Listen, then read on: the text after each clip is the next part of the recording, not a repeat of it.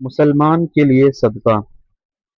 ہر مسلمان کے لیے صدقہ کرنا ضروری ہے، اور یدی یہ سمبھو نہ ہو تو اچھی باتوں پر عمل کرنا بھی صدقہ ہے۔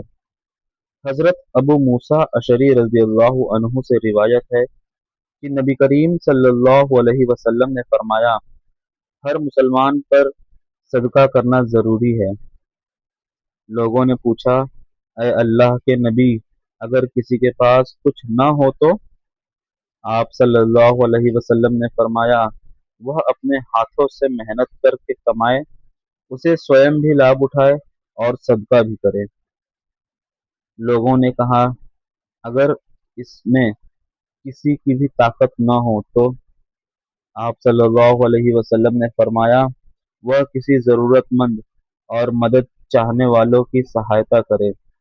لوگوں نے کہا، اگر اس کی بھی سامرتھ نہ ہو تو؟ آپ صلی اللہ علیہ وسلم نے فرمایا، تو یہ اچھی باتیں پر عمل کرے اور بری باتوں سے بچا رہے، یہی اس کے لیے صدقہ ہے۔ اس شخص کی فضیلت جو رات کو اور نماز پڑھے۔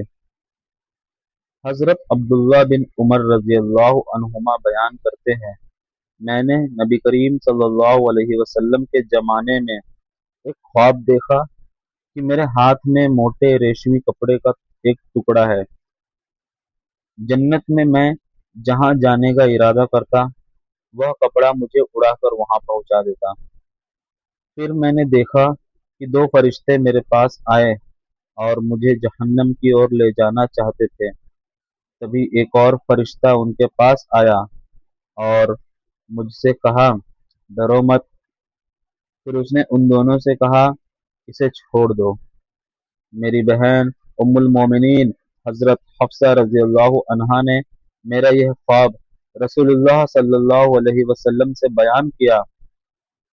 تب نبی کریم صلی اللہ علیہ وسلم نے فرمایا، عبداللہ بہت اچھے آدمی ہیں، کاش وہ رات کو تہجد کی نماز بھی پڑھا کرتے۔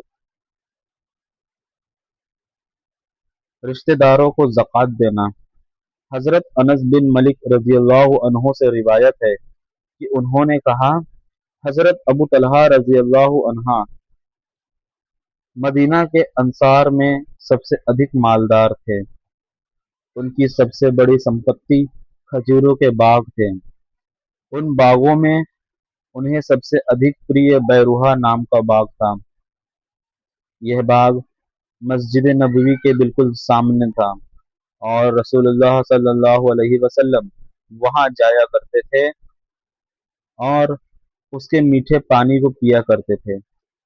حضرت انس رضی اللہ عنہ بیان کرتے ہیں کہ جب یہ آیت نازل ہوئی، تم ہرگز نیکی کو نہیں پا سکتے جب تک اپنی پریہ چیزوں میں سے اللہ کی راہ میں خرچ نہ کرو۔ تو یہ سن کر حضرت ابو طلحہ رضی اللہ عنہ رسول اللہ صلی اللہ علیہ وسلم کی خدمت میں حاضر ہوئے اور عرض کیا، اے اللہ کے رسول، اللہ تعالیٰ فرماتا ہے کہ تم اس سمے تک نیکی کو نہیں پا سکتے جب تک اپنی سب سے پریہ چیز اللہ کی راہ میں خرچ نہ کر دو۔